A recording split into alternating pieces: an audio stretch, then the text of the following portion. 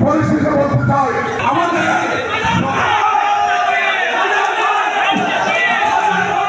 মনোনয়ন প্রত্যাশী মাজহারুল ইসলামের পক্ষে হোসেনপুরে লিফলেট বিতরণ ও শোডাউন। বিস্তারিত থাকছে কিশোরগঞ্জ থেকে মোহাম্মদ আলামিনের প্রতিবেদনে। কিশোরগঞ্জ ১ আসনে বিএনপির মনোনয়ন প্রত্যাশী ও জেলা বিএনপির সাধারণ সম্পাদক মোহাম্মদ মাজহারুল ইসলামের পক্ষে ব্যাপক গণসংযোগ, মিছিল ও লিফলেট বিতরণ অনুষ্ঠিত হয়েছে।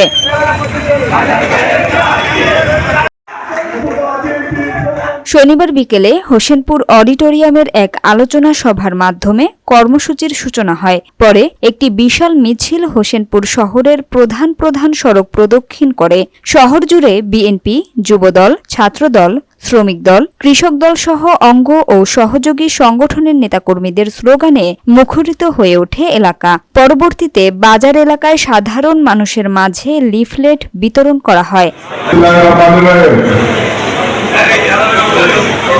আমাদের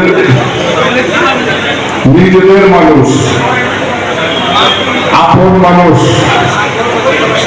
কাছের মানুষ, বিশ্বস্ত মানুষ যারা মাজহারুল ইসলামের এই নির্বাচনী প্রচারণা সভা আজকে হোসেনপুরে সকল নেতাকর্মীদের সাথে মত বিনিময় সভা।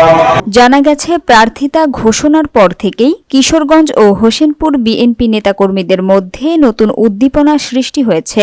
দীর্ঘদিন পর বিএনপির ব্যানারে এমন জনসমাগম স্থানীয় রাজনীতিতে নতুন প্রাণ সঞ্চার করেছে এবং আলোচনার জন্ম দিয়েছে রাজনৈতিক মহলে। মিছিলে জেলা বিএনপির সাবেক সভাপতি অধ্যক্ষ মোহাম্মদ হাবিবুর রহমান, সহসভাপতি মোহাম্মদ আমিরুজ্জামান ও মোহাম্মদ ইসমাইল হোসেন মধু, সাংগঠনিক সম্পাদক হাজী ইসরাইল মিয়া, যুবদলের সভাপতি খসরুজ্জামান শরীফ, সাধারণ সম্পাদক আব্দুল্লাহ আল মাসুদ সুমন, শ্রমিক দলের সাধারণ সম্পাদক মোহাম্মদ দিদারুল হক, পৌর বিএনপির সাধারণ সম্পাদক মাহবুবুল আলম সহ বিভিন্ন অঙ্গ ও সহযোগী সংগঠনের নেতাকর্মীরা উপস্থিত ছিলেন।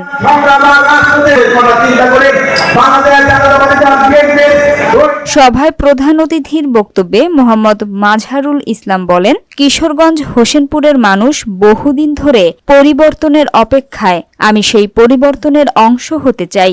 জনগণের দোয়া ও সমর্থন আমার শক্তি। দেশে এখন গণতন্ত্র ও জনগণের অধিকার ফিরিয়ে আনার লড়াই চলছে। শহীদ প্রেসিডেন্ট জিয়াউর রহমানের আদর্শে ও খালেদা জিয়ার নেতৃত্বে আমরা জনগণের পাশে আছি, থাকব।